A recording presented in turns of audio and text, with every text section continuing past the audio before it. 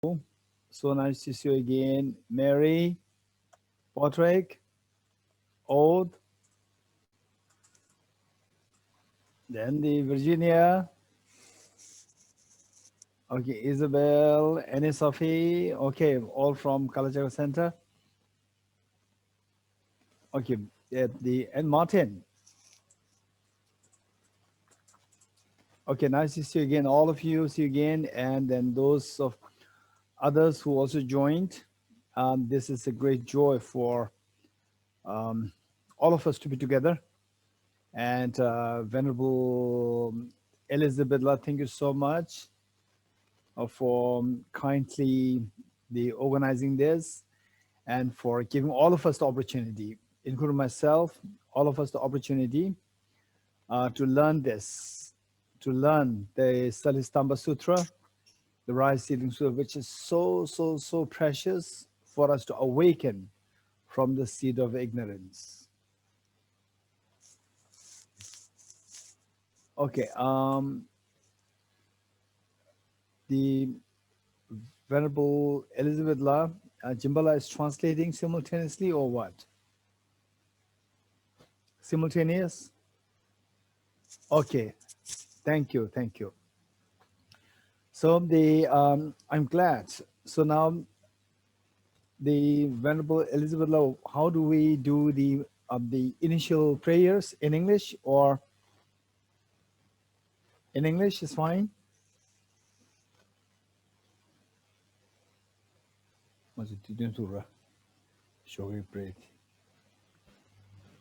I have it in French, sorry.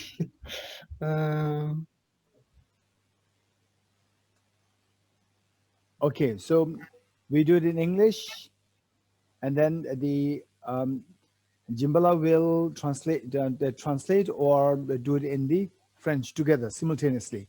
Perfect. Okay. Perfect. Yeah.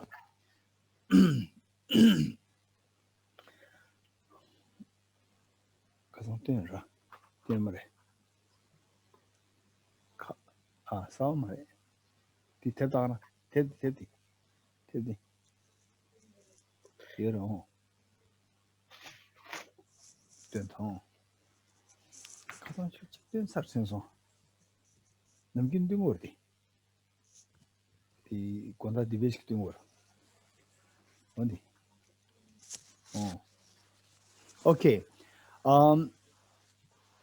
So there's little technical issue happening here. It doesn't matter. What we do is that first, the setting a proper motivation. Okay. Setting proper motivation, which is so important. And given that,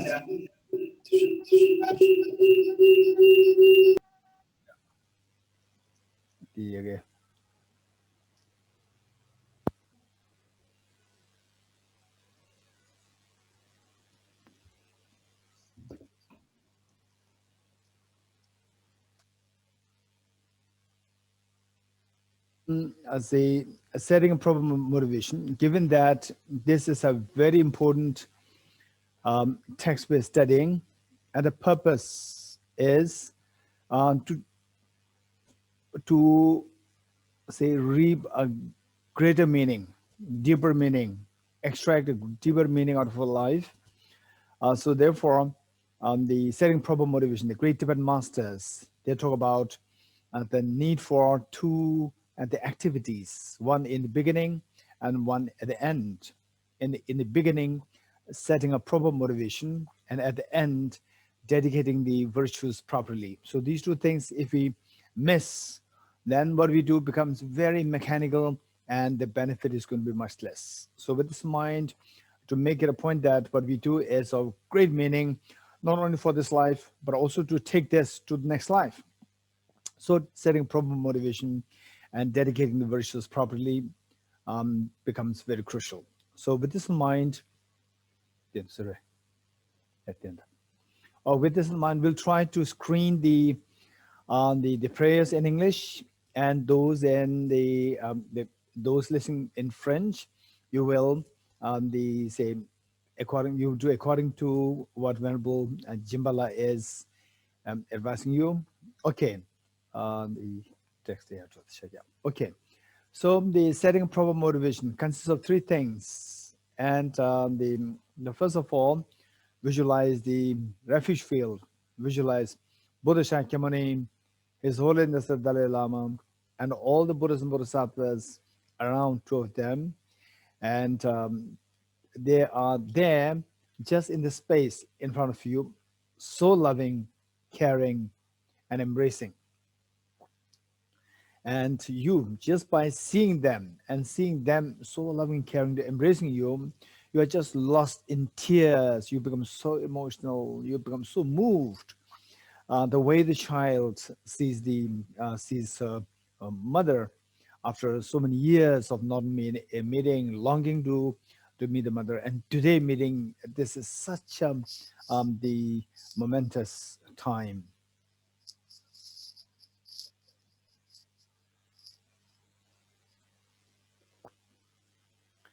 And Bodhicitta field. Visualize your two parents on the two sides and all your family members, including your children, and the all human beings. There's 7 billion human beings on this earth. Then animals, the insects, hungry ghosts, hell beings, God and goddesses, all beings living on the side, all around you.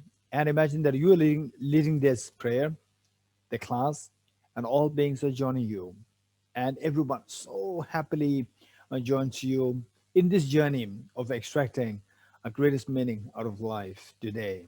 So, with this mind, let us say these verses together. As you say this, there are three ways of saying this. Number one, just letting the words flow. Then, number two, words flow plus meanings reflected. Then, number three, words flow, meanings reflected, and your experience is being invoked. Three things happening together. And at least if we can make the first and second happen, that is good enough.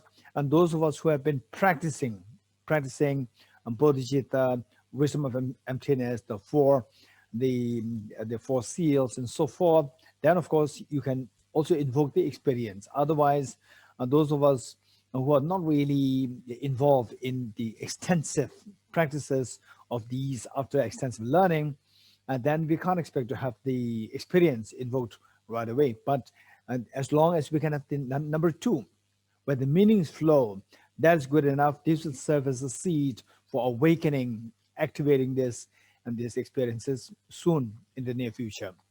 Okay, with that in mind, you are leading this and all beings are joining us. Okay, let us say this together. Enthused by great compassion, you taught the immaculate dharma to dispel all perverted views. To you, the Buddha Gautama, I pay homage. Enthused by great compassion, you taught the immaculate dharma to dispel all perverted views. To you, the Buddha Gautama, I pay homage. Enthused by great compassion, you taught the immaculate dharma to dispel all perverted views. To you, the Buddha Gautama, I pay homage. Homage. And then the next stanza is in the Tibetan. We will say this in Tibetan. The first we'll say this in English. Then we'll say this in Tibetan. And the reason is that given that this stanza, refuge in bodhicitta, in Tibetan was what was said by all these enlightened beings over the last like 1,000 years. So there's a tremendous blessing and impact there. And of course, we are not to follow blindly. There is a reason, rationality behind this, which we can discuss anytime later if you are interested. But this is what's happening. So first we'll read the English 3 times, followed by the Tibetan, so that we feel connected with these great teachers who said this same verse in this particular language, and we are emulating these great teachers. I go for refuge until I'm enlightened to the Buddha, the Dharma, and the Sangha. By my accumulations to the practice of giving and so forth, may I become a Buddha to benefit all sentient beings. I go for refuge until I'm enlightened to the Buddha, the Dharma, and the Sangha. By my accumulations to the practice of giving and so forth, may I become a Buddha to benefit all sentient beings. I go for refuge until I'm enlightened to the Buddha, the Dharma, and the Sangha. By my accumulations to the practice of giving and so forth, may I become a Buddha to benefit all sentient beings. Okay, we'll say this in Tibetan 3 times. Sangye Joda Zoge Jonam Yona La na Chanjo Ruba Pardo Dane Budani Gyabso Che Kapsuchi Dage Daki Jinso Din Kebe Soti Pati Cholamge Ati Chola Jola Penye and Sangye Sage Dubare Shong Sangye Joda Zoge Jonam La Chanjo Pardo Dane Gyabso Che Dage Jinso Kebe Chonamge Jola Penye Sangye Dubare Shong Sangye Choda Tsoge Chonam La Chanjo Pardo Tani Kyapsu Che Dage Jinso Kebe Chonam Ge Jola Penjere Sangye Rubare Shom. Independent origination. There is no ceasing, no arising, no annihilation, no permanence, no coming, no going, no separateness and no sameness. I prostrate to the consummate Buddha, the supreme among all teachers, the one who taught this peace, which is free of elaborations. I prostrate to the mothers of the hearers, the bodhisattvas, and the Buddhas, who through the knowledge of all leads hearers seeking pacification to complete peace, who through the knowledge of paths causes those helping migrators achieve the ends of the world, and who through the possession of omniscience helps subdue us expand a variety of teachings. The one who is transformed into the reliable guide, motivated by altruism to benefit sentient beings, the teacher, Sugata and protector, to you are my prostrations. The one who has eliminated the web of conceptualizations and is endowed with the divine bodies of the vast and profound, who eternally shines for the forever noble light rays, to you the Buddha I make prostrations. Inspired by wisdom and compassion, today in the Buddha's presence, I journey with my full awakening for the benefit of all sentient beings. Okay, we'll recite this mantra 3 times, and most of us who have been with the Kalachakra Center, the retreats, which we did twice already. Let us say this together, and those of us, and then there are many who also have been a part of this recitation in different programs. So we'll all say this together 3 times. And those of us who are totally new to this, don't worry, just listen to us and then join us. Om ye dharma he tu prabhavam he tum te sham tatha gato hyavatat te sham chayo nirodha evam vati mahashramanaye swaha. Om ye dharma he tu prabhavam he tum te sham tatha gato hyavatat te sham chayo nirodha evam vati mahashramanaye swaha. Om ye dharma he tu prabhavam he tum te sham tatha gato hyavatat te sham chayo nirodha evam vati mahashramanaye swaha. Okay, English translation of the mantra. All phenomena arise from causes. The causes are taught by the Tathagata. The cessation of causes as well is taught by the great seer.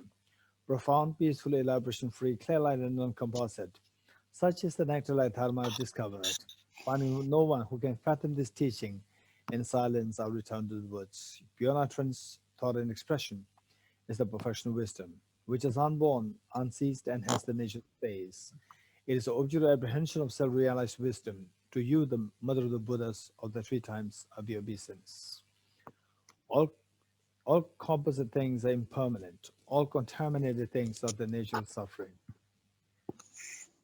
All phenomena are of the nature of emptiness and selflessness. Transcending sorrow is absolute peace. The Guru is the Buddha, the Guru is the Dharma, likewise the Guru is the Sangha. The Guru is the source of everything wholesome. I go for refuge in the Guru. By the sound of the vibrant drum of Dharma, you liberate all beings of miseries. I beseech you to kindly remain and give teachings until the end of the expanse of billions of aeons. Siddhartha. The Buddha does not watch the negativities of beings, nor does he remove their miseries by his hands. His spiritual realizations are not transferred to them. It is by teaching the truth of the suchness that the beings are liberated.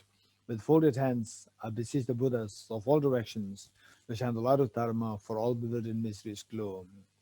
If you're attached to this life, you are not a spiritual practitioner. If you're attached to samsara, you have no renunciation. If you're attached to your own self-interest, you have no bodhicitta. If there's grasping, you do not have the view.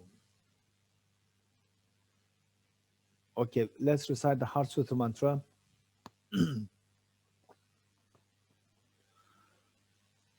As we recite the Heart Sutra mantra, just visualize that we are there in Rajgir, the Vulture's Peak, where the Buddha Shakyamuni actually taught Heart Sutra.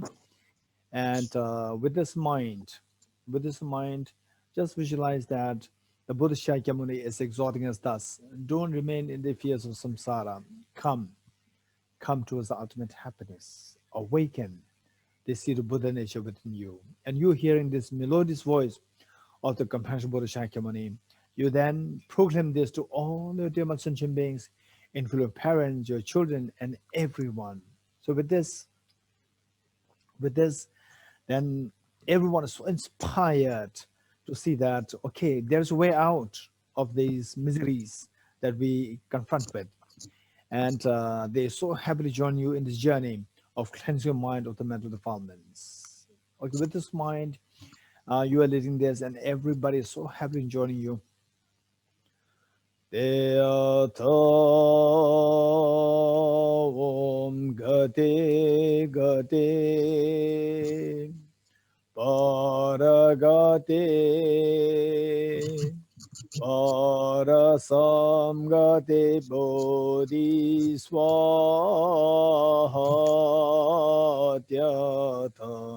Om Gate Gate Paragate Parasamgate Bodhiswaha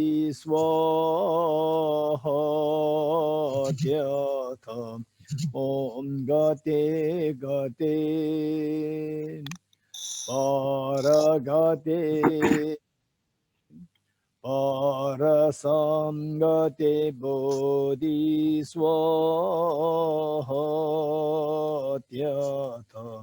Om Gate Gate Paragate Parasamgate Bodhiswaha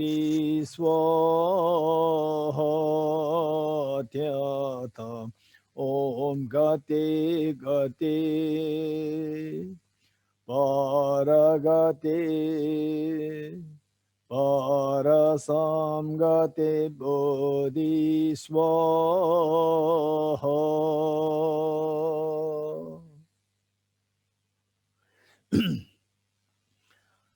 Okay, now we will do a 5 minutes breathing meditation. 5 minutes breathing meditation. I'm going to give a quick explanation of this, and then I know that most of you are already exposed to meditation. This is not an issue or problem for you, but if should there be one or two who are new to meditation, or say you may have been doing the meditation, but you are not the properly introduced, or yeah, you are not properly introduced to the meditation. For that matter, we need a very standard the meditation techniques, and the what degree, what kind you do, that is a different story. But whatever you do, it must be very standard. This is the point. With this in mind, um, the instructions that I'm going to give you is going to be a very simple one, which has, okay, so basically, one thing before I go any further is that why we are doing meditation in the first place. Meditation is to to channelize your mind, to habituate your mind into a virtue. That is the meditation, to channelize, to habituate your mind into a virtue. For example, the wisdom of emptiness, What is meant by meditating on the wisdom of emptiness? It simply means channelize your mind on the wisdom of emptiness and make it like your nature, make it like your second nature, that it becomes very spontaneous in your mind, so that the counterforce, which is the self-grasping ignorance, it simply disappears because of the power. As the light becomes more and more intense, the darkness is bound to be eradicated or is going to be dispelled. So this is the purpose of meditation. With this in mind, the meditation requires, in a very simple sense, meditation requires two things. In other words, meditation should have these two qualities. One is the activeness of the mind which is so agile to embrace any virtue. In other words, your mind must be extremely sharp and intelligent to embrace any virtue so fast and so easily.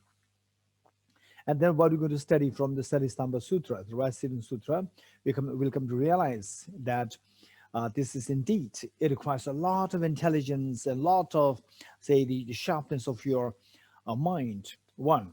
Then the number two is that this sharp, like the light, which is so bright, it can be so useful for us to read books, to appreciate the paintings, beautiful paintings, and so forth. But this light must be very steady. If the light is flickering, it does not serve the purpose for us to read books or appreciate paintings, and particularly to see the subtleties of the paintings and so forth. So for that matter, the light must be very steady. So for this, because of this reason, that a meditation becomes twofold. One is the meditation to sharpen your mind, and the number two, the meditation to stabilize your mind. So what we do now is the stability part, to stabilize the mind. For that matter, four things to keep in mind. Number one,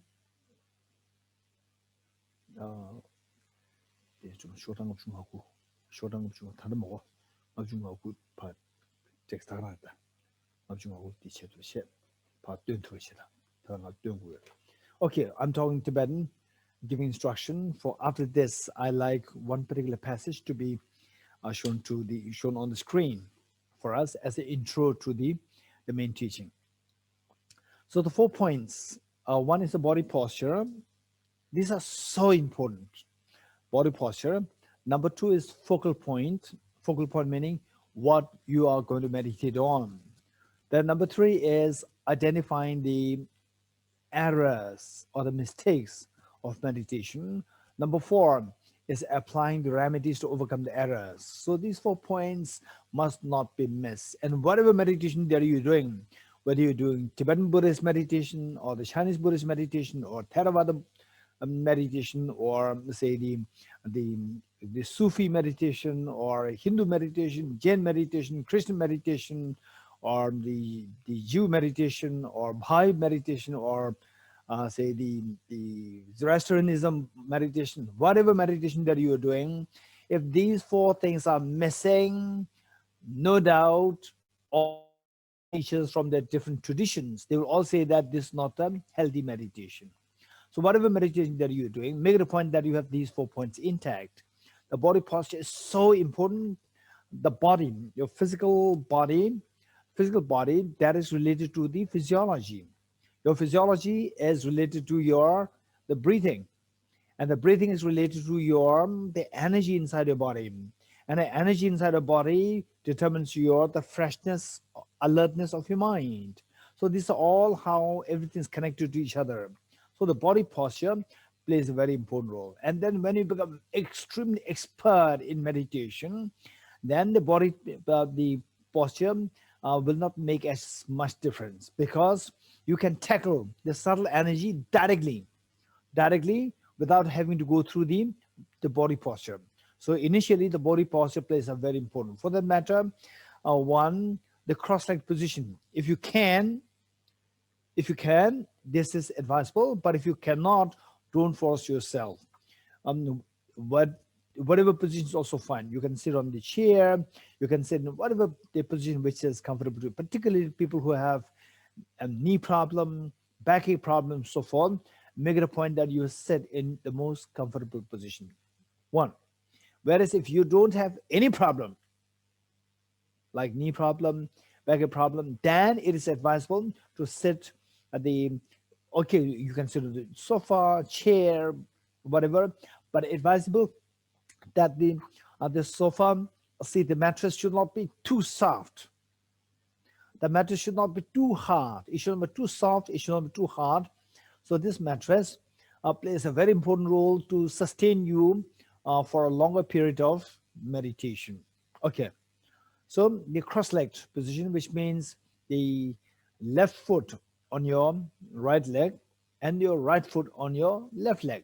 This is the cross-legged position. This can help you sustain your meditation for a longer period of time with a fresh state of mind. Then the next part is so important is the backbone upright. Backbone upright. That is so important. It should not be leaning against the support. No. If you have a backache problem, you are exempted. Otherwise, those who have the physically you are healthy, then advise not to lean your back against the support. Just keep your back upright. This is so important. And later on, as you get used to meditation, you can see the difference. When you lean against the support, instantly your mind will become lax. And the moment you sit upright, instantly you can feel the mind is so alert and fresh. You could feel this difference over time. Okay, the next is your head tilted forward a little bit, tilted forward a little bit, and the next point is extremely important. Your eyes not closed. Your eyes not closed, eyes half open, 45 degrees cast down. This is so important. And I may give you a warning, particularly for those for those of us who have been doing the meditation with eyes closed for more than like 3 years. Okay, I cannot say much to you. But those of us who are not, who have been doing with your eyes closed, but for less than 3 years, I would suggest you to try with eyes open. And why I'm giving this very strong warning is that the eyes closed can be very dangerous. And what danger? If you want to know, you can ask me later, not now. Okay, so eyes half closed, half open, and 45 degrees cast down. And just ignore what your eyes are seeing. Then the next one is breathe normally. Breathe normally. Don't force your breath. Don't control the breath. Breathe. Let the breath flow very naturally in its own accord. Then your backbone, while it is upright, it should be flexible. It should not be rigid. The back should be very flexible. It should not be rigid. Okay. And then right hand on the left hand, and the tips of two thumbs joining, standing and joining, forming a triangle. Place the two hands on your laps in a restful state. Okay, this is your body posture. Number 2, focal point. Focal point is what should you be meditating on? So the meditation I told you, one is to sharpen your intelligence, which is technically known as the analytical meditation. And the other one is single point to stabilize your stabilizing meditation. Technically, it is known as single pointed meditation or shamatha. So what we're doing here is part of stabilizing meditation. And then our main study, the like 6 or 7 sessions, that is for the analytical meditation. Okay, with this in mind, what we're going to focus on is we're going to focus on 2 things. Number 1 is just a breath. Just count your breath. Just empty your mind. Forget about everything. Just focus your mind on your breath. And don't follow the breath. Just observe the breath. Don't follow the breath. Just observe the breath, which means that you breathe in, breathe out. Breathe in, breathe out. Very naturally. Okay, breathe in and breathe out. These two combined together forms one cycle. So what we do is that we do 21 cycles. And today, because there is a group retreat, we'll do it at 5 minutes. 5 minutes is a little over 60, 70 cycles. Okay.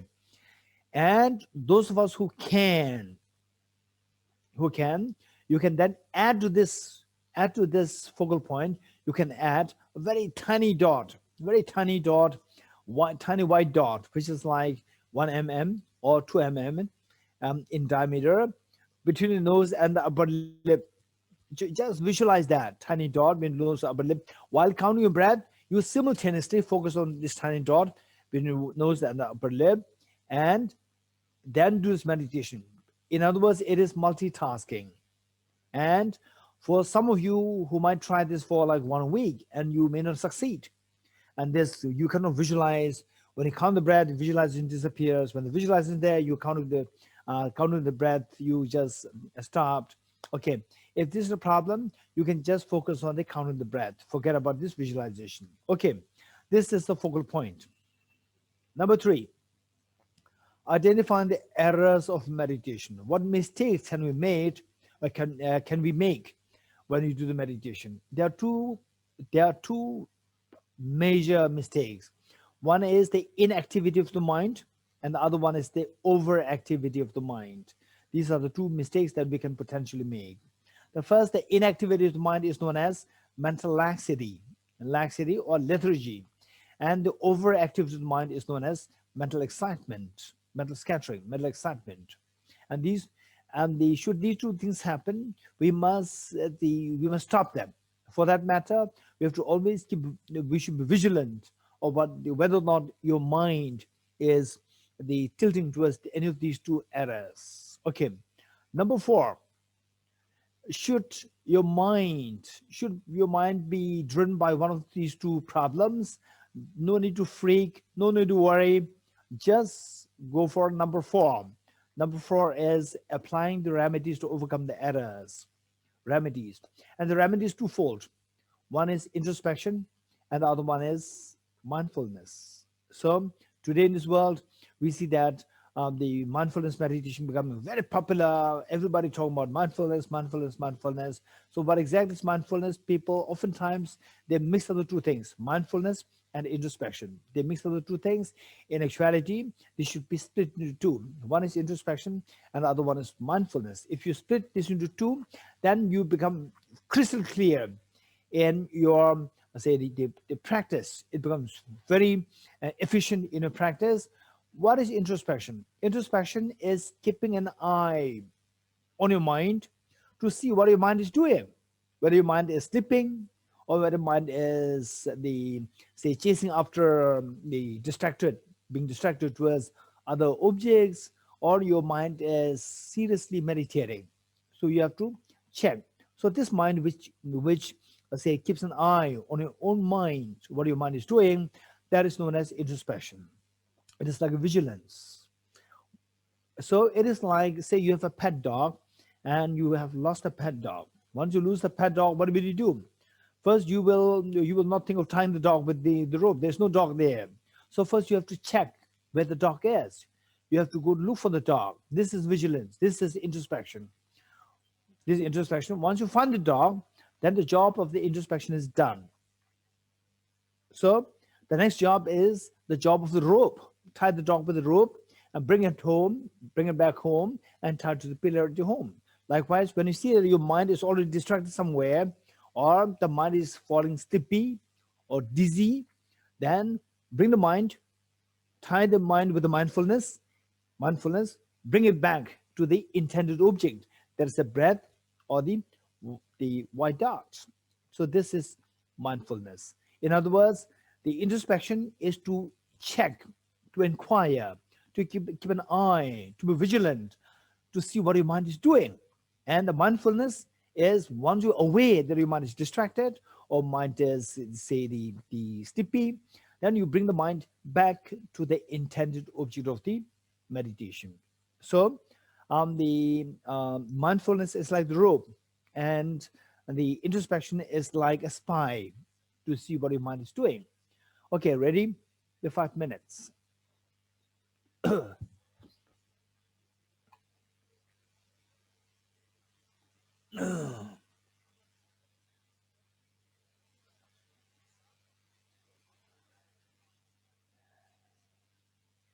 Okay, ready? 5 minutes.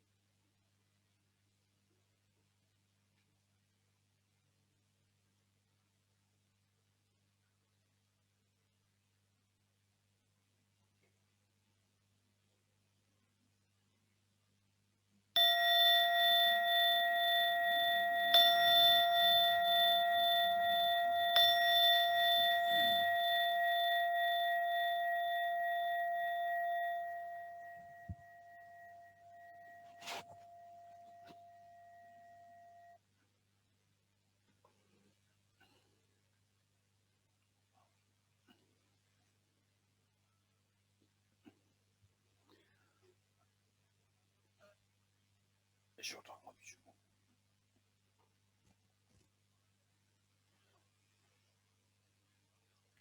next page.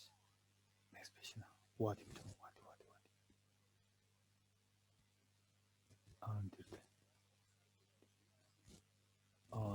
कर दो तिमारे दिवादला Noble Mind Sutra, the wall in Willen, Noble Mind Sutra, Wisdom and the Hour of Death. Dingwanina. One is. Dingwan. Oh, the what. Last page. My last page. That is this. Oh, the test. Okay.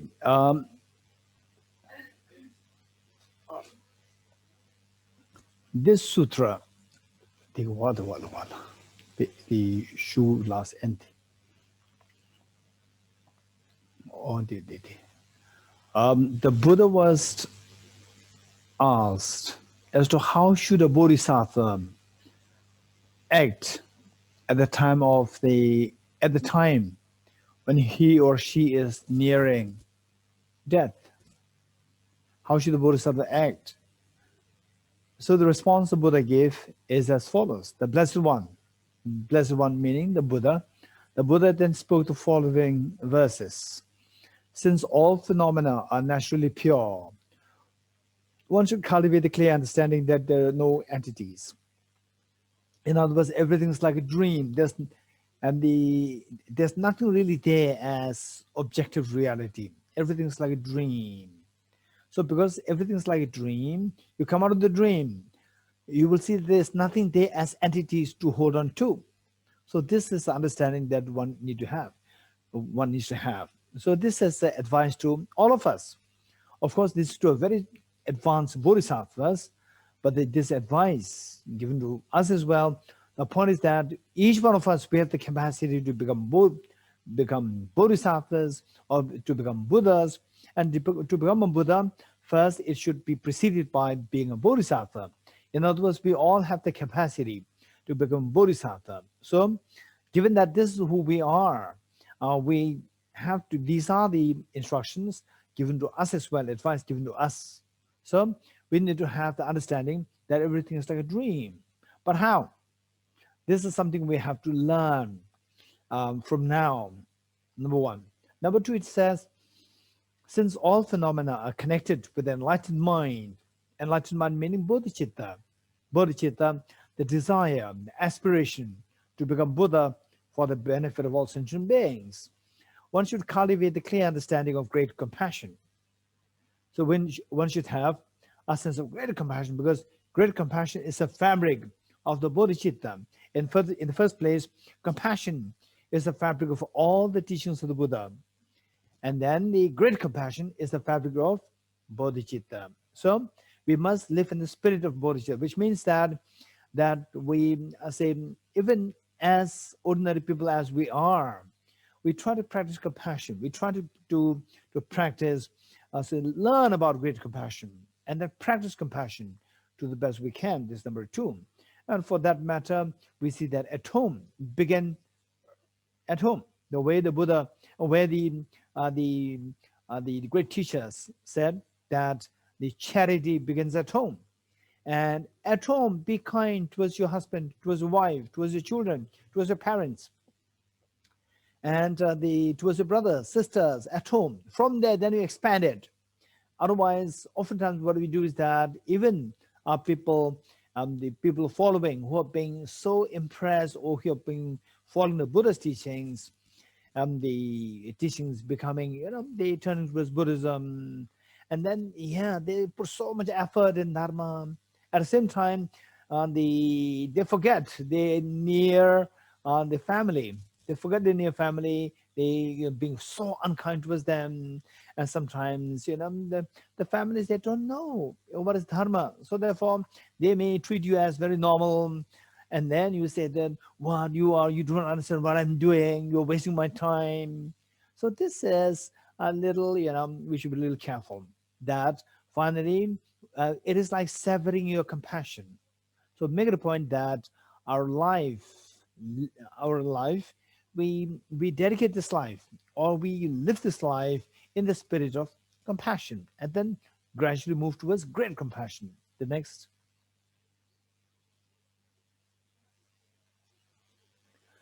Since all phenomena are naturally luminous, one should cultivate the clear understanding of non-apprehension. This is very beautiful.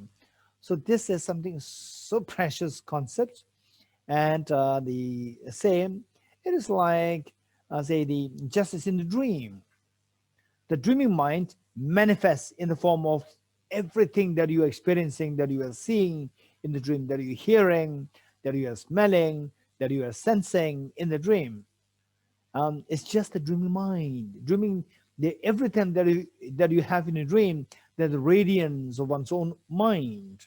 For example, at the moment, I'm here in this hall, teaching hall, and I'm seeing all these things, all these colors. They're nothing but the radiance of the light, this light from the bulb.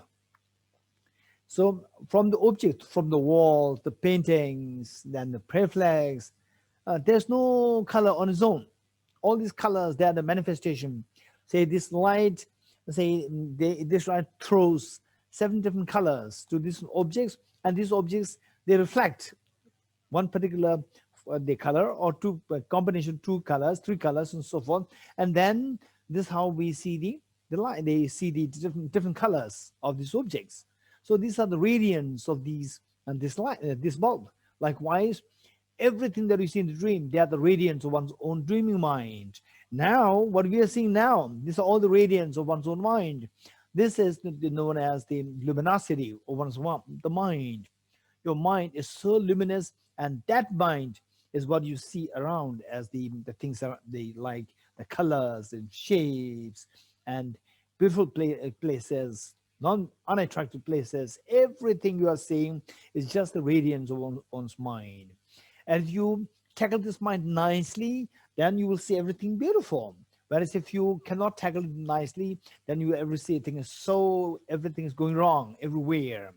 This meaning of since all phenomena are naturally luminous, one should cultivate the clear understanding of non-apprehension, meaning that knowing that this is just the radiance of one's own mind. Your mind is with you. You don't really have to go to apprehend this is that and so forth. No need of that. This is your own mind, which takes the form of cognitive aspect. So this cognitive aspect, this what manifests outside there. For example, what we see on the screen right now, all of you, you are watching the screen, your own screen, and what is happening there on the screen is actually not happening on the screen. This is all happening, the tiny chips in your laptop, in your mobile, at the very tiny small chips there. Everything is operating there. The screen is just where what is happening in these tiny chips. What is there is been magnified and shown on the screen. That's it. The screen has no role there at all. It just displays. What is actually happening is just everything is happening in these tiny chips. Now, those of us who are familiar with computer, how the computer operates, you know that. Okay. Then the next one is, since all entities are impermanent, one should cultivate the clear understanding of non-attachment. This is so important. Finally, we speak about the miseries, tension, COVID-19. With the COVID-19, there's so much of fear coming in, and then because of the 9 months, almost like 9 months, yeah, 9-10 months, the nuns lockdown in-house all the time, and then some people, they crave to go out.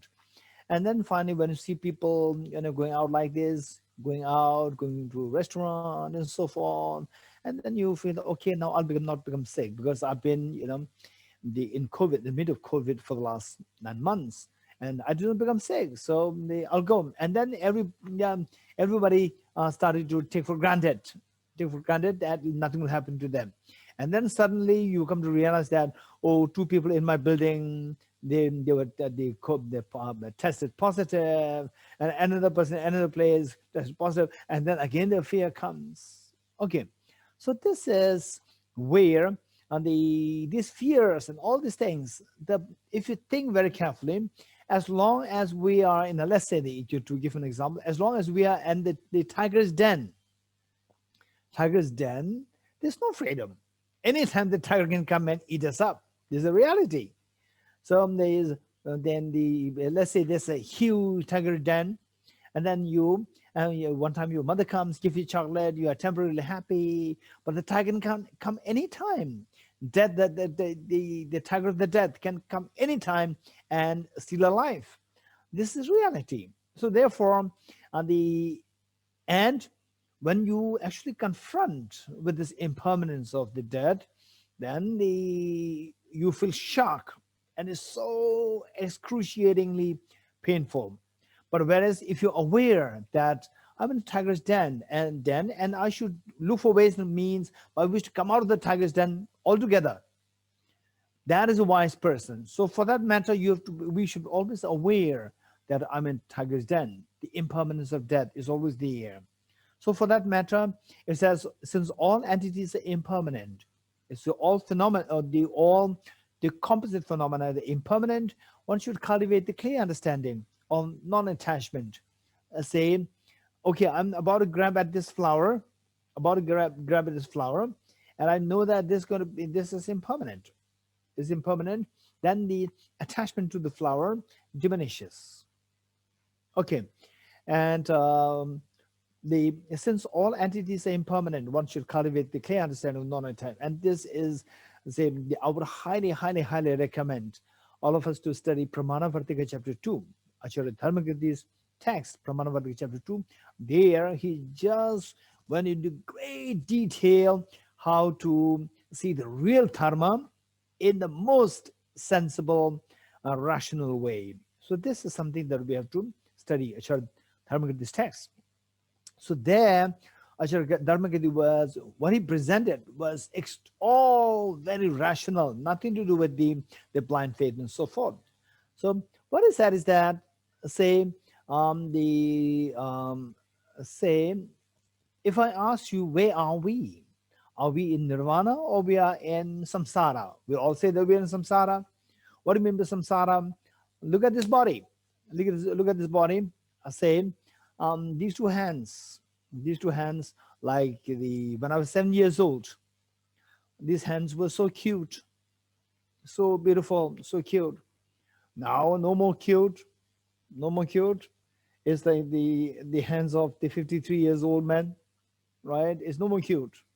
Okay, so the point is that it has been changing. And so with this, we see that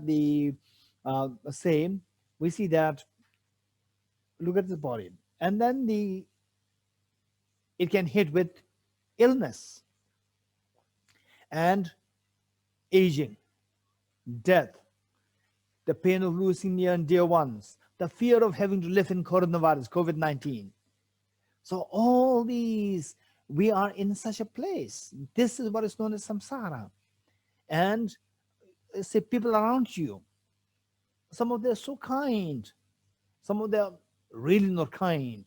If they are not kind, again, you're very unhappy. If they're kind, at the time of separation, there's a tremendous pain. If there's a kind, there's a problem. If they're not kind, there's a problem. If you have money, there's a problem. If you don't have money, you have a problem. And I say, if you have a big house, you have a problem. If you have no house, there's a problem. Always there is some problem. These are all the indications that we are in samsara. Is there a way out where you will not have the problem of having the money? I will not have the problem of not having money. Problem of being, say, having a big house. Problem of not having a house. Can we get out of all these problems? Answer is yes. For that matter, first step that we do take is detach yourself by realizing that even all these things are impermanent. Say, there are places like towns, villages, overnight washed away and village gone overnight because of earthquake, because of flood, because of landslide, because of tsunami. Overnight, you can't believe the power of the impermanence. So with this, then the attachment automatically will reverse. This is what happens. So this is what we need to reflect on. These are so precious advice. And then the wise people, we can't don't think of wise people as somebody else. Well, I'm not really wise. This is not the point. Even the wise, unwise, they're all dependent originated. So we can say they dependent on various factors, then these qualities of being wise, unwise, they come into being. By changing these factors which make you unwise, you can be away from being unwise. In other words, you become wise. So we can become wise by creating the conducive factors which will give rise to somebody to become wise. Okay, so for that matter, for the wise people, when you see that this impermanence, the real nature of samsara, then what happens is that how can I get out of this samsara altogether? For example, like a dream. In a dream, say you have a very pleasant dream, followed by unpleasant dream, followed by a very pleasant dream, followed by acutely painful nightmare. If this is what is happening, then the say unwise people, they will just crave to have the pleasant dream. But the wise people, seeing this pattern, pleasant, unpleasant, pleasant, unpleasant, pleasant, unpleasant, wise people will say, I'm tired of this, even the pleasant ones, because the pleasant one means will be followed by unpleasant ones. I'm tired of this. How can I get out of this altogether? Wake up. Wake up. You'll be freed from the bad dreams, good dreams, everything. And even the good dreams, they also have a problem. Good dreams are sullied, are defiled by contamination, believing that the dream is real. So that makes us lost freedom, like makes us become vulnerable. You wake up, you'll be freed from the vulnerabilities of the dream. Wake up. It's for this reason that the Buddha Shakyamuni is referred to as the fully awakened one. Okay, so with this, it says that since all entities are impermanent, one should cultivate a clear understanding of non-attachment. Since the mind is the cause for the arising of wisdom, do not look for the Buddha elsewhere. So where is this freedom? Where is this ultimate the realization, ultimate Buddhahood, ultimate happiness, ultimate fearlessness? Where is that? Where can I get it from? You don't have to go anywhere to get these. They are all there within yourself. Just awaken this wisdom by waking up from the sleep of ignorance, and the Buddhahood is inside you, is right there within you. That is, you don't look for the Buddhahood elsewhere. Okay, this is so precious. Now, with this, if I ask you a question, okay, if this is the reality, then what should we be doing? And most of you will for sure, yeah, that is most of you might, okay, most of you will for sure ask me how to wake up, how to wake up, how to wake up, right? Oh, okay. So the question is how to wake up. For sure, this is going to be a question. This is so important. And with this in mind, what I like to remind you, each one of us, including myself, not only you, including myself, is that finally, say that say this world is split into, is split into various divisions, and it is so fragmented, divided.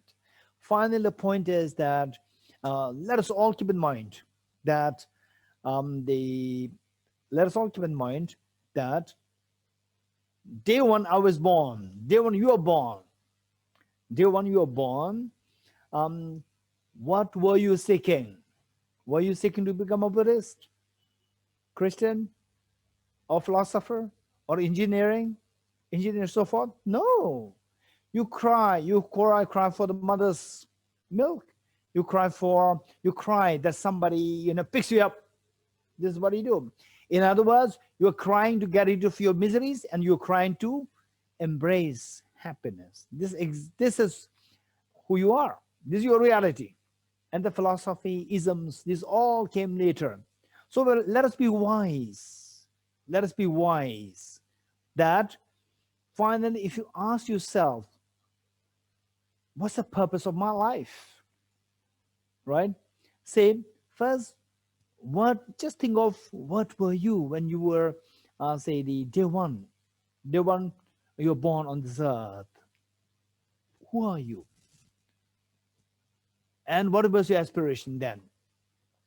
Check this, check this, and then I'll say that from there, then you grow, try to think more deeply, and we'll come to realize that what we are seeking is happiness. What we are seeking is get rid of suffering. As simple as that. And this is reality.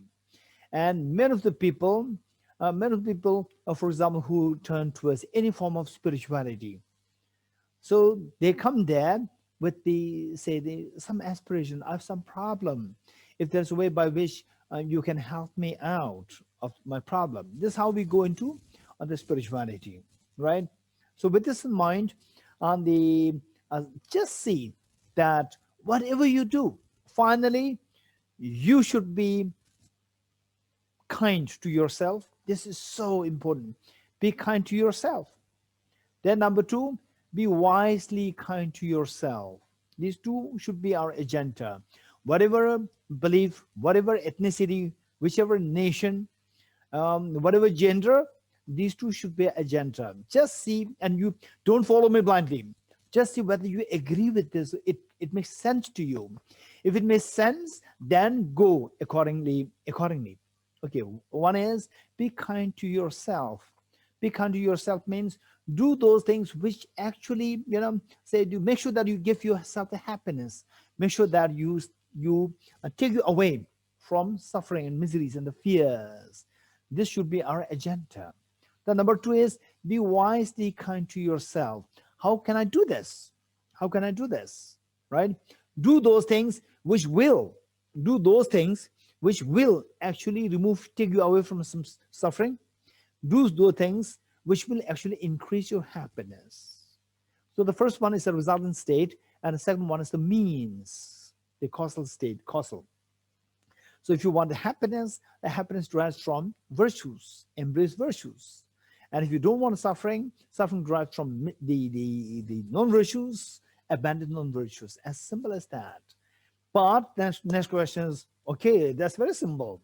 And some people, they say that, this is what I'm sure you must have encountered with such people yourself. I encountered quite often these people. Okay, once I was invited by a professor, a very, very senior, respected professor, and his wife to the house for a few days.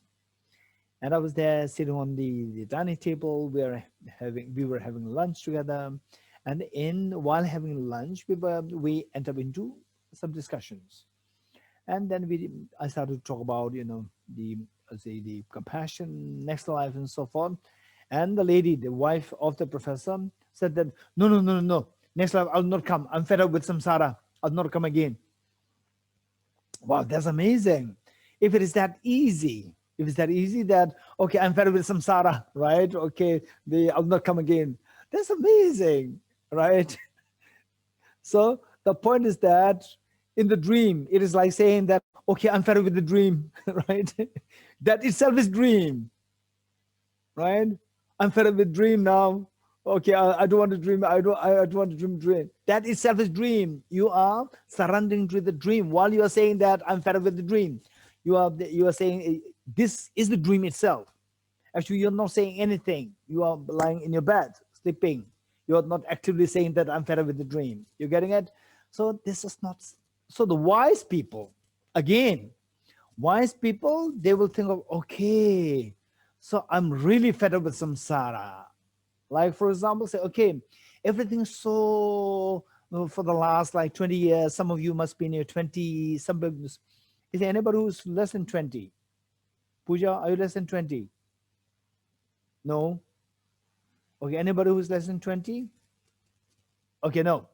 So let's say that, so last like 20 years, 30 years, 40 years of our life experience, we see that, okay, overall speaking, if you see the whole existence from depending on how you look at it, from what range of the space, what range of time. Say, if you say the happy the last 2 days, if you look at things from 2 days point of view, wow, the world is so perfect. Samsara is so perfect, right? If you look at from 2 days time, and then suddenly you end up in, say, the Kalachakra Center in the, what is that? The Venerable Elizabeth, what is that? The place where we did the retreat? What do you call that? Venerable Elizabeth, unmute. Saint-Côme? Saint-Côme? Saint-Côme. Yes, and then all of us happen to be in Saint-Côme. Wow, very pleasant. If you look at from Saint-Côme point of view, just Saint-Côme, right? It's a divine, samsara is so perfect. You're getting it? If you look at from the Saint-Côme point of view, just Saint-Côme, you don't look beyond that. Beyond that, you just confine yourself in Saint-Côme, that to the 10-day retreat, time-wise, 10 days, only 10 days, space was only Saint-Côme. Wow, samsara is so perfect. Look at all these people. They're so good. The food is so nice. The place is so beautiful, right? Having conversation. I have a little problem. Venerable Elizabeth comes. Hey, what's the problem, right? It's so perfect, so beautiful, which means that we are looking at the world from a very small space, from a very small time frame. Whereas you look at the world from like 10 years time frame, 100 years time frame, 2 lives time frame, 10 lives time frame, that is very scary. You're getting it? Sickness, aging, death, tension, depression. Wider the time frame, space, more these problems are there. And then one moment of such a tragedy, is good enough to shatter everything into pieces, right? You come out of Saint-Côme, right? The retreat atmosphere, you come out of that, then you go to a place, and suddenly, let's say the earthquake, tsunami, landslide, whatever, accident, car accident, whatever, something happens, then all of the festivities, the parties, celebrations, everything simply shattered into pieces. They just mean nothing to you. You're getting it? This is samsara now, where I cannot, is so agonizing, so painful, and there's no way by which I can really come out. In other words, the wise people will look at things not from a very small, the spatial dimension, not small, from a very short range time duration, from the spectrum of the larger spectrum of time and in space. Then when you see that, then it's really samsara, right? Death is so acutely painful. 2003, when I was in Cambridge in England for there for like 2.5 months there. Then I have a friend, and he and his wife and his son, and we became very close friends. And I was totally inexperienced, meaning that I just came out of the monastery, finished my Geshe degree, came out of the monastery, and then no experience of the outside world, of the outside culture, only the Tibetan culture, Tibetan ghetto, and come out of that. And then he said, Dorji, tell me something about Buddhism. Then I just jumped into suffering and so forth. Then said, Dorji, stop. I said, why? He said, Dorji, stop. I said, why? He said that, Dorji, in future, never ever talk about death. I said, why? Okay. He said, listen, Dorji, in Cambridge, say in the Cambridge city center, if what you said is very true, accidents happen, people die on the road, and bloods, they simply splashed on the road. Within, believe it or not, within 5 minutes, the next traveler comes, they will not even see a clue that accident happened here. Everything will be removed, and even the bloodstains will be removed. Because everybody's so scared to think about death. This is what he said. And that's very true. That's very true. Now, the point is that the wise people, what is meant by wise people? What is meant by a child? What is meant by child? Child means somebody who can see only today. Today and the chocolate, today's chocolate and today's playground. This is a child who cannot see what is be after 5 years, after 10 years, after 20 years. That is the main definition of a child. Somebody who simply wants to see everything so clean and nice, right? No accident, as though like accident never happened. There's no word known as the accident in the dictionary, right? This is the meaning of the child, small child. Wise people mean people who can see broader in space and in time. Reality, broader reality. From that point of view, is very scary. But there's way out. Because you see the reality, you will look for the way out. If you don't see the reality, you will never think about the way out. If you don't think about the way out, one day you are bound to hit with this tragedy. And then there's the way out, finish, you will only end up in shock. So the point is that the wise people, be wise. So be kind to yourself and be wisely kind to yourself. Learn how to see things from a broader picture of the space, in space and in time. And then you will see the broader reality. And then you will see that, wow, the Buddha's teachings is so precious, so precious. And that what I'm doing, being a part of Kalachakra Center, right? I'm so lucky that we have a center there in Paris, right? Centered in Paris. And then Venerable Elizabeth has been taking charge of this to make sure that this center survives so that many people can be benefited. So this is the approach of the wise people. Okay, so with this in mind, let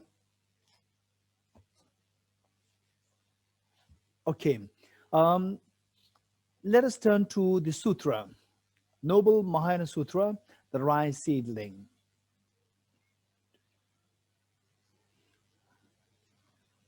I don't know. If you have the sutra in your hand, okay. If you have this book, The Blaze of Non-Dual Bodhicittas, and they will be very happy to send you the link to this book. You can download it for free. But this is not yet, that's not what you find in the market as yet. It's going to be published very soon. Yeah. And then the Venerable Jimbala Christophe, he so kindly translated a part of this book in French. He so kindly put effort the last few years to translate this into into French, and you can download this for free. And you want to linked it. Okay, we'll make it a point that this link to download this for free will be available for all of you. You can download this in English, and the French you can request Venerable Jimbala Christophe. Okay. So we're going to do this. If you have of course, this is best if you have a hard copy of the soft copy, whichever, in your own hand, so that you can make notes.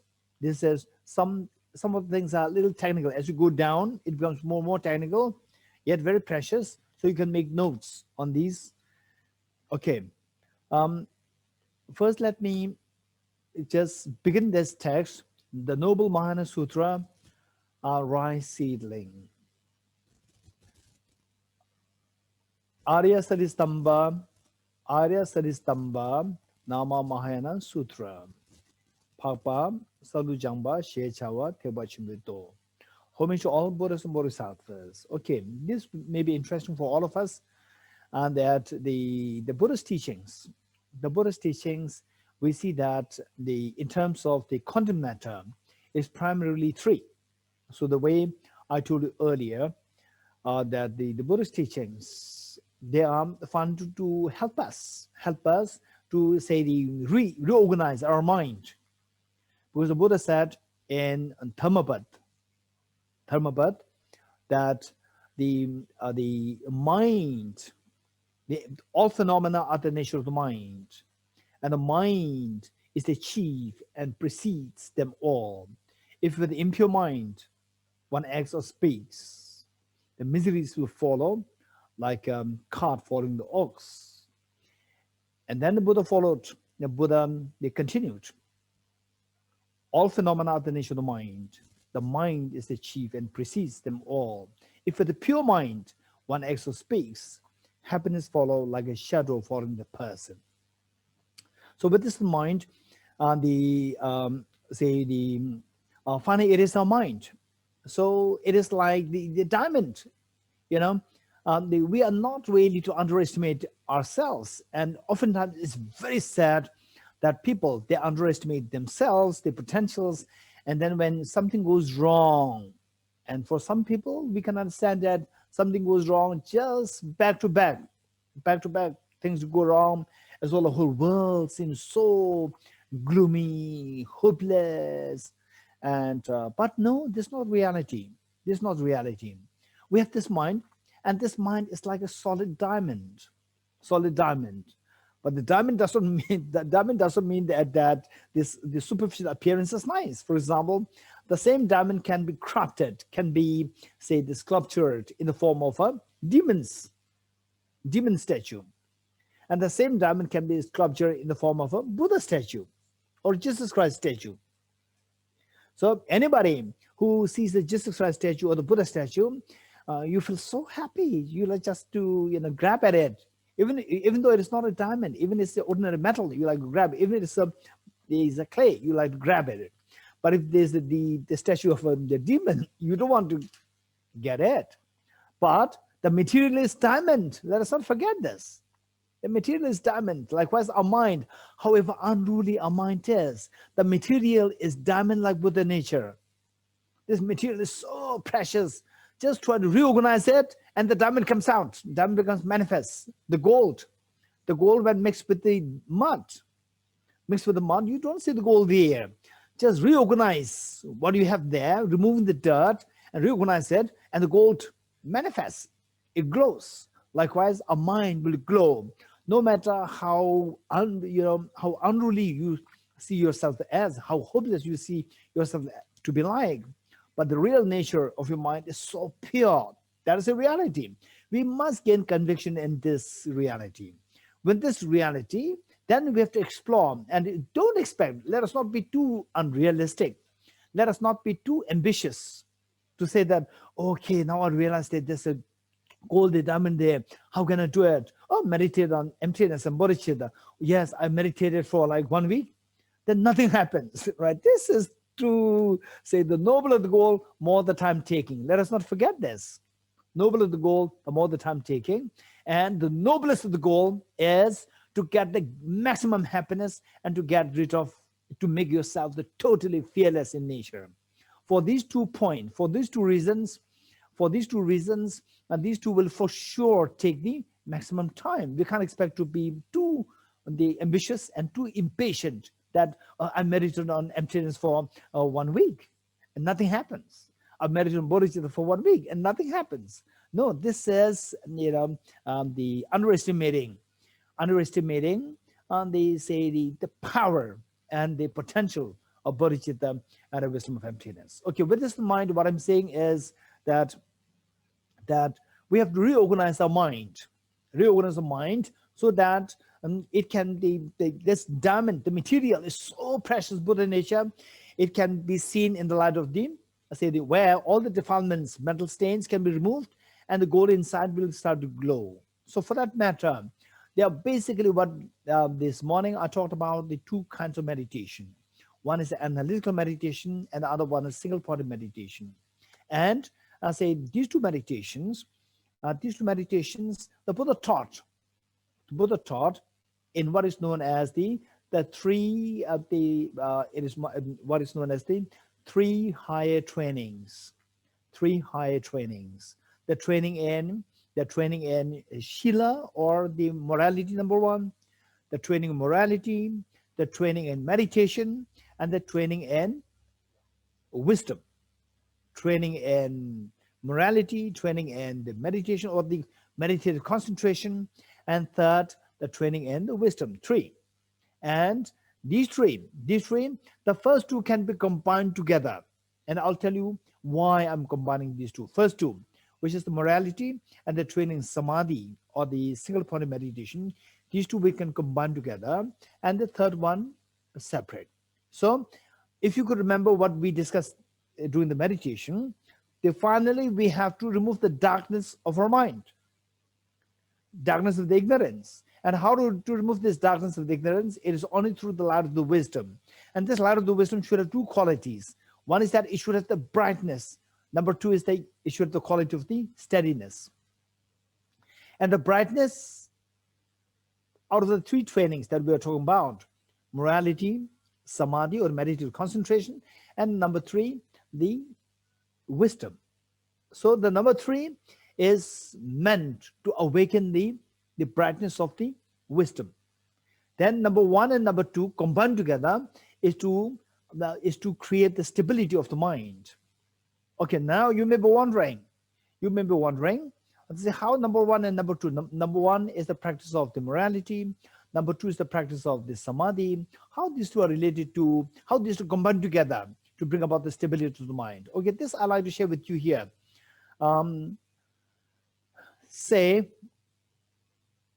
Let's say physically, we behave badly. Verbally, we behave badly. Mentally, we behave badly. So this is how one way of distinguishing between noble beings and the ordinary beings. Ordinary beings, their bodily actions, the verbal actions, and the mental actions, they're all very gross and oftentimes destructive. Whereas the noble beings or the realized beings, the bodily, verbally, mentally, they're very tender and accommodating, tender, compassionate. You just look at the physical gesture is so loving, caring. The verbal is so tender. Just hearing the voice makes you give such a healing inside you. For example, many people, millions, when they see His Holiness, just by seeing His Holiness smile, they just go into tears. Just to hear what His Holiness is saying, His Holiness' voice is so healing to them. This is the meaning of the realized beings. What's the difference? Okay, this is what I'd like to share with you. So in both cases, there's the display of the physical and verbal and mental activities. And in one case, in one group, the manifestation, display of the physical and verbal actions and the mental, they are so gross and very aggressive. Whereas they say in many of us, you wake up, you meet your mother, you meet your wife, you meet your husband, and you start fighting, right? This is who we are, ordinary beings. And this is who we are. Now it is time. This is a sign of ordinariness, but your mind, the true nature of mind is not ordinary. True nature of mind is as pure as His Holiness the Dharma's mind, and as pure as the Buddha Shakyamuni's mind, as pure as Jesus Christ's mind. This is reality. But then, no, I can't see that. Right from the waking up, I feel so, for no reason, I become so sad. I feel so sad, hopeless. What do you do? COVID-19, right? So everything is becoming so slow. Okay, this is what happens. Now the point is that with this mind, whereas for some people you look at, this is what I notice sometimes, and I'm sure we should learn how to be observant of your own behaviors, observant of what that the things around you is so important. And so what happened was that sometimes when I go through low phase of my life, everything just morning you wake up, and then for no reason you feel so low. Okay, just raise your hands. Just raise your hands. Those who had that experience in your life. Raise your hands. Just for no reason you wake up, you feel so low. It's so like the whole everything is the uncertain and okay. Raise hands. Okay. Okay, so all of us. And how many of you did not have that experience? Raise hands. Did not have that experience? Okay, no one. Okay, which means that what I'm sharing with you, understand, you get it. Okay, so this says, when that happens, then somebody says, then, Alex, what are you doing? Right? What are you doing? Right? Shouting like this, then your mind will go down even deeper. You're getting it? Even deeper.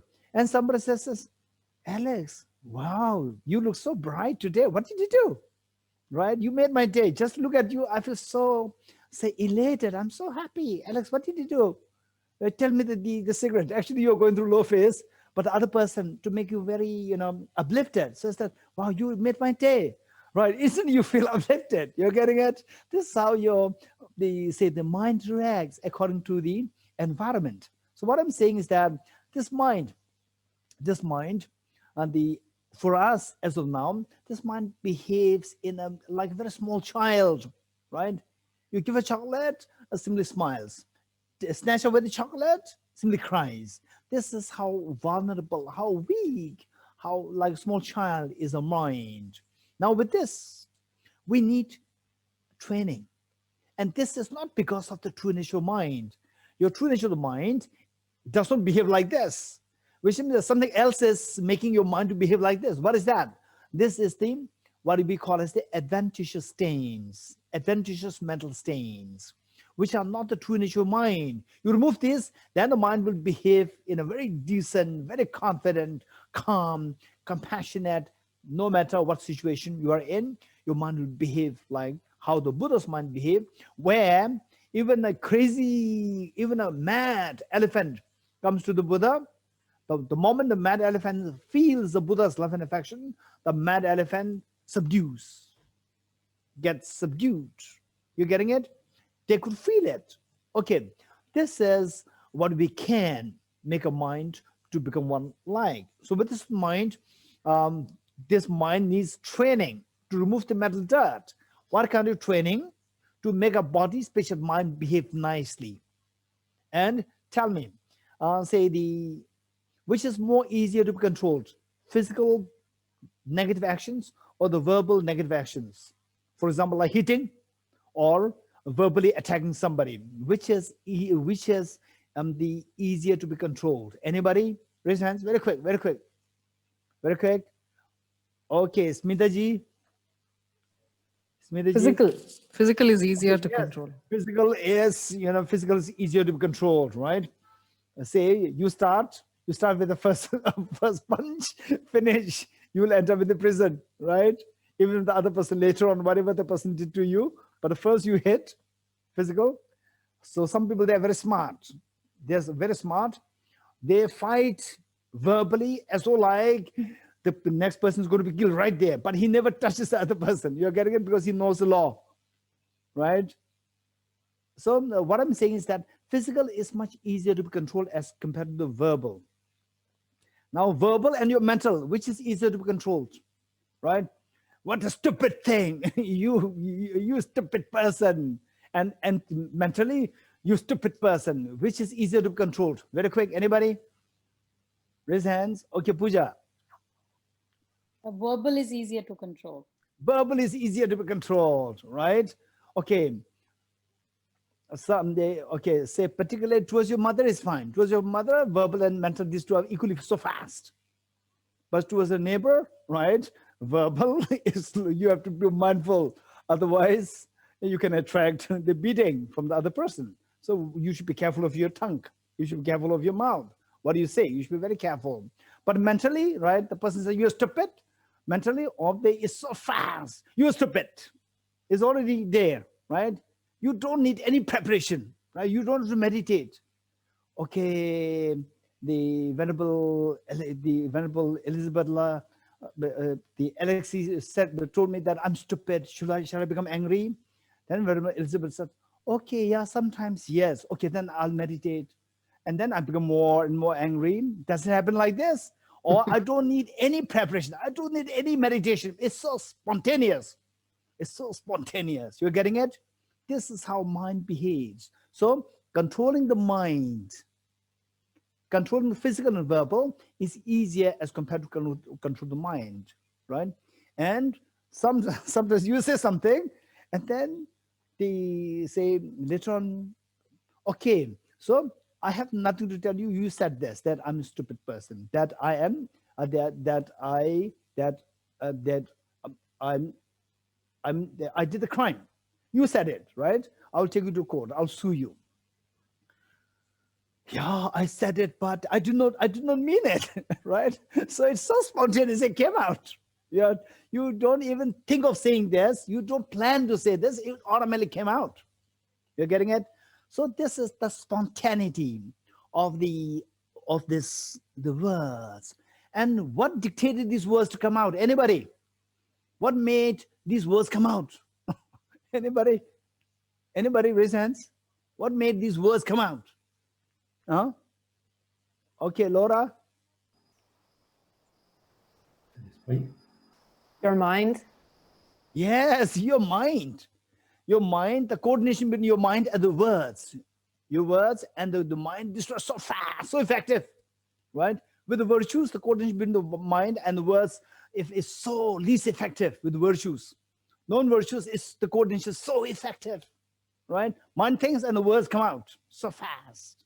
With the virtues, right? Somebody, Venerable Elizabeth Love, she takes a lot of effort to make things happen for everybody, and you see that, and then you have to, you should verbally, you should appreciate her, and then should I appreciate her or not, right? All these calculations come in your mind. It's not spontaneous. Your mind knows that she did a great job, but then your words are not, these two are not coordinating so well, your mind and the words. But with the non-virtues, it's so effective, so fast. You don't have to think. Mind thinks and the words come out. Okay, so the point is that we have to train the physical and verbal, train to control the physical and verbal together. Then next, train the mind, which is more difficult to be controlled. There are two things to be done. You're getting it?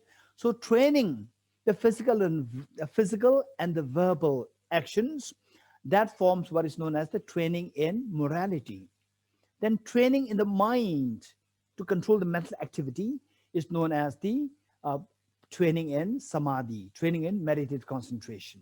You're getting it? So we need, in other words, is training of the physical, verbal, and mental to behave nicely, So training in physical and verbal put together, which is easier to control, and the mental is so fast. So therefore, it is more difficult to be controlled. First, you have to control the physical and verbal, administer physical and verbal. These two come under the known as the training in the morality, the first one. Then the next one, once these two are under control, physical, verbal, and control, then you see what is going in your mind. What's going in your mind? When somebody says, Dorji, you're a stupid thing, what are you doing? You're wasting all the time of all these people, Kalachakra center people, right? Says that. And then, okay, my physical is under control. My verbal is under control. But my mind is so fast. How dare you say this, right? My mind is so fast. Okay, I can see that. No. We are talking about the Rice Sutra in Kalachakra Center. And then when somebody says something unnice to me, then my mind reacts so badly. Look at this, how my mind is so unruly, so untrained. I watch my mind. Physical, verbal, I'm controlled. But mentally, I can see that, how my mind is operating. I can see that. So this mind, only when I see that how this mind is behaving so improperly, so then I need to train this, to train how to stabilize this mind, not to behave in an unruly way. So that training is known as training in the samadhi. So these two together, morality and the samadhi together, is to train in the stability of the mind. Because what makes your physical behave badly, what makes your mind behave, the physical and verbal behave badly, is dictated by the mind. So within the mind, there are three categories. The mind which dictates the physical actions, the mind which dictates the verbal actions, the mind which dictates the mental actions. Three. So when you train the physical, the morality, in the practice of morality, physical and verbal. We actually train the mind, which dictates our physical and verbal actions. Once this set of the mind responsible for the physical and verbal actions under control or well administered, then you will see the mind which controls the mental activities. So that training is known as the training in the samadhi. Once that is done, then the next is sharpen your mind. That is the wisdom.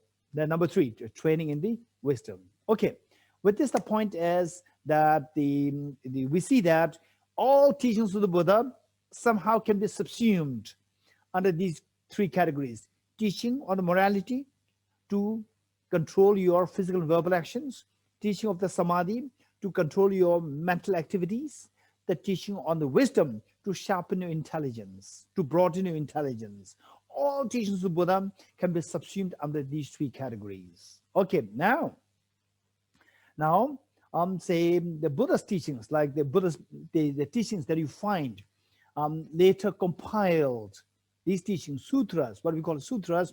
When you read the sutras, if you want to know what is this sutra, is this sutra specifically to train us in the morality or the samadhi or the wisdom?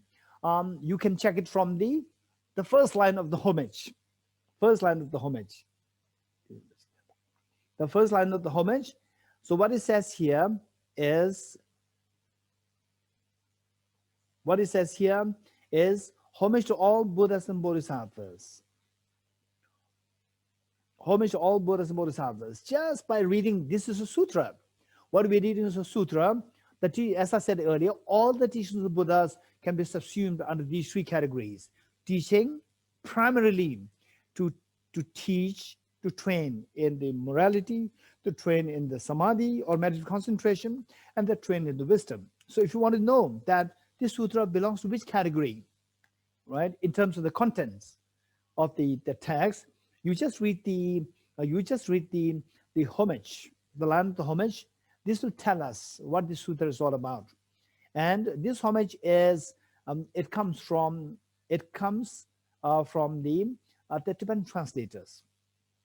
It was not in the original Indian Sanskrit text. So these were added by the Tibetan translators to make sure that the readers, they know what is this text, what is the emphasis of this text. So we see that they are, generally speaking, there are 3 kinds of homage. One is homage to all Buddhas and Bodhisattvas. The number 2 is the homage to the omniscient one. Then the number 3 is homage to Arimanjushri. There are 3, generally speaking, there are 3 versions of the homage in the case of the sutras. When it says the homage to Arimanjushri, that is, then from there you can say that this text is emphasizing on the wisdom. Then homage to Buddhas and Bodhisattvas, you can say that, okay, this text is emphasizing on the samadhi. But it doesn't mean that it's only focused on the samadhi and the other 2 parts are not taught. This is not the reality. It teaches on all 3 topics, but with the emphasis on the samadhi. Homage to all Buddhas and Bodhisattvas. Then the number 3 is homage to the omniscient one. That is the teaching with the emphasis on the morality. So from these, and you may be wondering why these 3 different the homages are made in relation to the 3 different topics. The first are Manjushri, as you know. Manjushri is the Buddha wisdom. So, and the topic is the wisdom. And then the homage to Buddhas Bodhisattvas, homage to Buddhas, to all Buddhas Bodhisattvas, referring to the text with the emphasis on samadhi. What's the reason? The reason is that the samadhi, in terms of samadhi, what we talk about, the mindfulness, meditation, so forth, we see it as one very simplistic form. If you go to Spain, if you go to, let's say, France, and if I say that, okay, I like the French fries, or I like, let's say, the French cheese, right? And then for example, Venerable Elizabeth and where is the Virginia? Okay, yes, fine. Okay, then Mary will ask me which cheese, right? And then, oh no, cheese. Cheese is just one cheese. No, you're so naive, Mary, right? Mary will tell me that you're so naive. In France, there are hundreds of different kinds of cheese. It's not just one cheese. You're getting it? There are hundreds of different kinds of cheese are there. Okay, so the point is that when you speak about the samadhi, we think that just sit like this and then this is samadhi or this is meditation. No, there are hundreds of different versions of samadhi there, and these very sophisticated samadhis, they are all trained by the Buddhas and Bodhisattvas. These two are the experts on all the varieties of samadhis, because some samadhis are good enough to just to cultivate wisdom, that's it. And some samadhis, many of the samadhis, they're meant to accomplish the activities of the sentient beings. Samadhi, single point meditation, they are extremely beneficial in making the deeds, the welfare of the sentient beings so effective. So effective. So the samadhis play a very important role. And who are those beings who benefit, whose focus is just to engage in the welfare of sentient beings? The Buddhas and Bodhisattvas. So when there's a homage to the Buddhas and Bodhisattvas, means the main focus of this text is on samadhi. Okay. Then number 3 is about the morality, the homage to the omniscient ones. So in terms of morality, what is the correct physical, verbal actions to be done, not to be done, to be discarded, to be adopted? The most refined, in the most subtle forms, it is only the omniscient one knows, not the ordinary beings. So therefore, the homage is to the omniscient ones. Okay, so this says, what is it? Homage to all Buddhas, Bodhisattvas, which means the main focus of this text, Śhālistamba Sūtra, is the samadhi.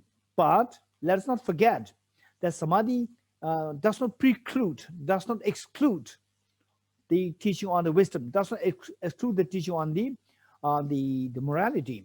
It does teach on all 3 aspects, but the focus is on the samadhi. But when you study this, you see that the many of the aspects of what we call a samadhi, many of them can be implicit, may not be so direct, can be implicit.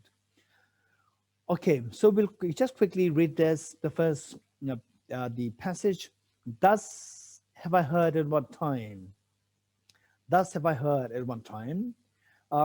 Again, this was the Buddha taught these teachings, and oftentimes you also see the dialogues between for example, this sutra is the dialogue between Arimathea and the Shariputra. This is a dialogue between 2 of them, and related to the Buddha's own teachings. So this also come under the Buddha's teachings, which I will discuss a little later. Okay, so thus have I heard in one time. This line was added by the compilers of the sutra.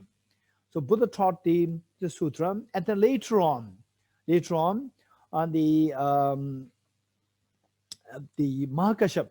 Mahakashyap, the first heir to the Buddha Shakyamuni, he, along with Arahat Ananda, and the Arahat, the Upali, 3 of them took the charge to compile the Buddha's teachings, mostly related to the what we call as the teachings now available for the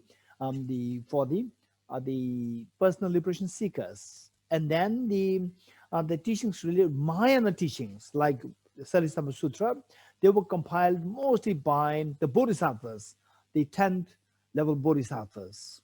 So the compiler, in this case, the Bodhisattva, they added this line, thus have I heard one time, which means that what I'm saying is not my inclusion. These are all what actually happened. So I'm just bringing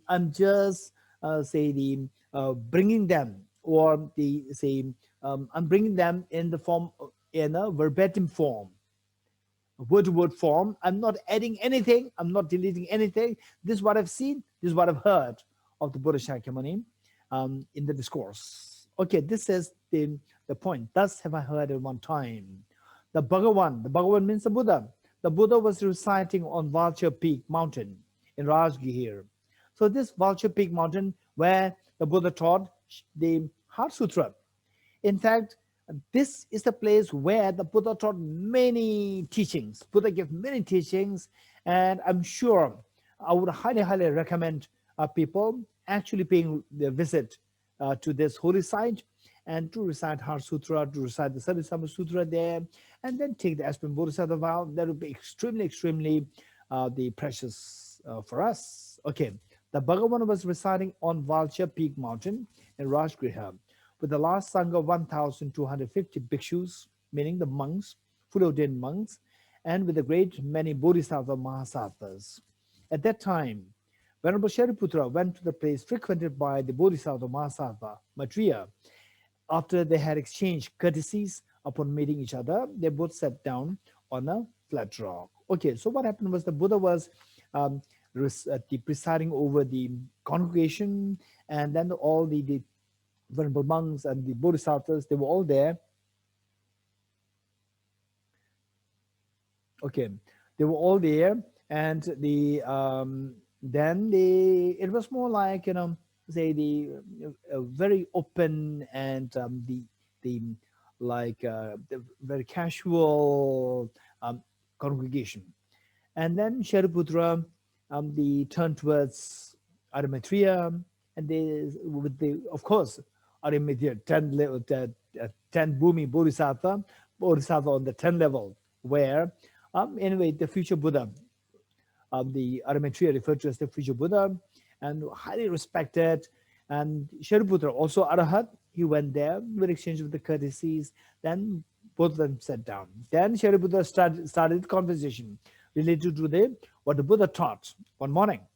Venerable Shariputra then said to the Bodhisattva Mahasattva Maitreya, Maitreya, here today, before they gathered in this place, the Bhagavan, the Buddha, gazing at a rice seedling, spoke this aphorism. There's a typo there. It's aphorism, I-R-I-S-M. Aphorism to the bhikshus. Bhikshus, whoever sees dependent arising, sees the dharma. Whoever sees the dharma, sees the Buddha. Having said this, the Bhagavan fell silent. Maitreya.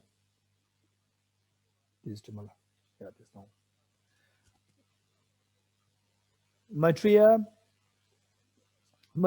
what is the meaning of this aphorism spoken by the Sugata? Sugata meaning the one who has gone to the perfect bliss, referring to the Buddha. This is one of the epithets of the Buddha, Sugata, or the Tathagata. Tathagata means the one who has gone to the ultimate. And Sugata means the one who has gone to the bliss, ultimate bliss, which referring to the Buddha. What is dependent arising? What is the Dhamma? What is the Buddha? How does one see the Dhamma by seeing dependent arising?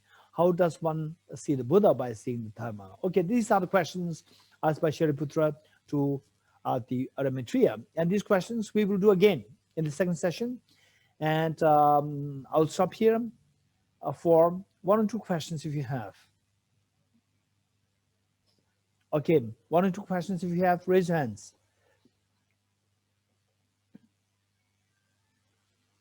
Okay, no question. Okay, no problem. Then we'll stop here. Then we'll come back at the Indian time, 2 o'clock. The Indian time, 2 p.m. Then just according to your own timing, there are people from different countries. Okay. Yeah. Okay, see you in the next session. Okay, we will recite the Heart Sutra mantra 3 times. Eyato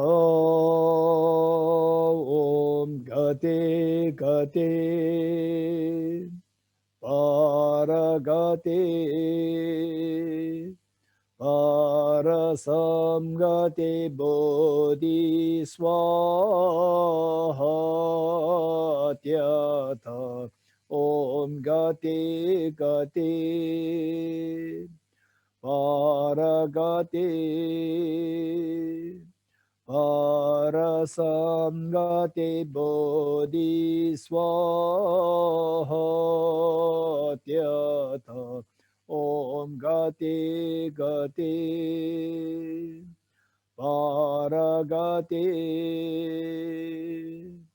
Parasangate Bodhiswaha.